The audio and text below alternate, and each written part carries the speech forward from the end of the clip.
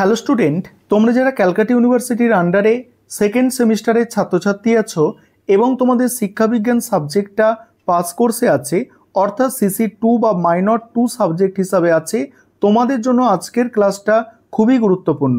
আজকের ক্লাসে তোমাদের লাস্ট মিনিট সাজেশান নিয়ে আলোচনা করব এবং সাজেশানটা তোমাদের আমি অধ্যায় ভিত্তিক রেখেছি, অর্থাৎ প্রথম অধ্যায় থেকে 5 নম্বরের জন্য কোনগুলো গুরুত্বপূর্ণ, 10 নম্বরের জন্য কোনগুলো গুরুত্বপূর্ণ, এইভাবে অধ্যায় ভিত্তিক তোমাদের জন্য আমি সাজেশনটা সাজিয়ে রেখেছি। দেখো প্রশ্নের সংখ্যা খুব কম রেখেছি। এখানে প্রথমে দেখো 10 নম্বরের জন্য যে প্রশ্নগুলো তোমাদের তৈরি করতে হবে।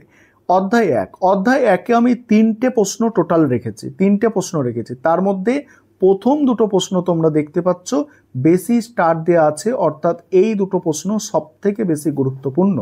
প্রথম দুটো প্রশ্ন কি আছে, শিক্ষা মনোবিজ্ঞান কি, এদের মধ্যে সম্পর্ক আলোচনা করো। এদের মধ্যে সম্পর্ক বলতে শিক্ষা ও মনোবিজ্ঞানের মধ্যে সম্পর্ক। দ্বিতীয় প্রশ্ন, শিক্ষা মনোবিদ্যা কি, এর প্রয়োজনীয়তা ও শিক্ষাক্ষেত্রে ভূমিকা, আর ভূমিকা মানেই হচ্ছে গুরুত্ব।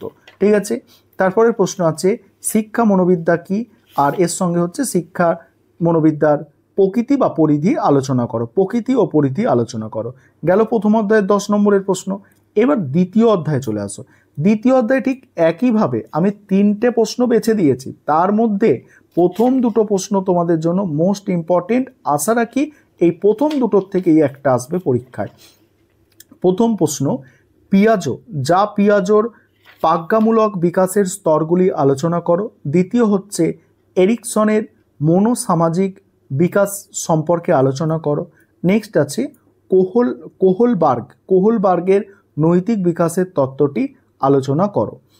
তারপর দেখো 3 নম্বর অধ্যায় থেকে দেখো এবারে 3 নম্বর অধ্যায়ের প্রথম সব থেকে গুরুত্বপূর্ণ প্রশ্ন হচ্ছে বুদ্ধির সংজ্ঞা, বুদ্ধি পরিমাপের একটি আদর্শায়িত অভিজ্ঞা বর্ণনা করো।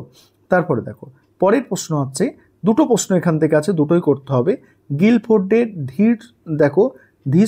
ধীশক্তি গঠন বা বুদ্ধাঙ্ক নয়, বুদ্ধির তত্ত্বটি ব্যাখ্যা করো। দুটো প্রশ্ন আছে 3 নম্বর অধ্যায় থেকে। এবারে 5 নম্বরের জন্য যে প্রশ্নগুলো তৈরি করতে হবে, দেখো প্রথম অধ্যায় থেকে 5 নম্বরের প্রশ্ন 3টে রেখেছি, আর এই 3টে প্রশ্নই তোমাদের দেখে যাওয়া দরকার। প্রথম প্রশ্ন, শিক্ষা মনোবিজ্ঞান কি, বিজ্ঞান পদপাচ্য। পরের প্রশ্নগুলো আমি বলছি, তার আগে একটা বিষয় বলে নিই।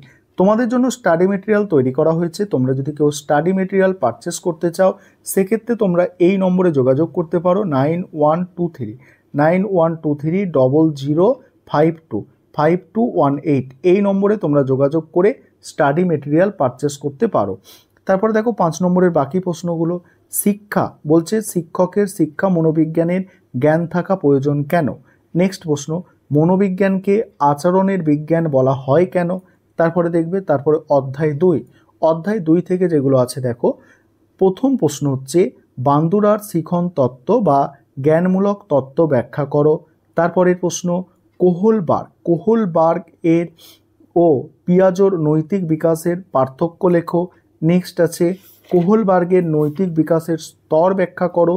নেক্সট আছে দেখো 4 নম্বর প্রশ্ন, দেখো ভাইগাটস্কির সামাজিক বিকাশমূলক তত্ত্ব লেখো। আর একটা এক্সট্রা প্রশ্ন আমি রেখেছি পিয়াজোর ওপরে, দেখে নাও।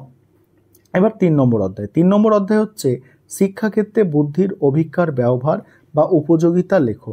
তারপরে প্রশ্ন আছে দেখো, পরের প্রশ্ন হচ্ছে স্পিয়ারম্যানের দ্বি উপাদান তথ্যটি আলোচনা করো। পরের প্রশ্ন, বুদ্ধাঙ্ক বলতে কি বোঝো।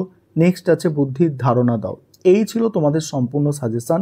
এগুলো তোমরা করে যাও, আশা রাখি তোমরা উপকৃত হবে। এখান থেকে তোমরা 100% 5 নম্বর এবং 10 নম্বরের প্রশ্ন কমন পাবে।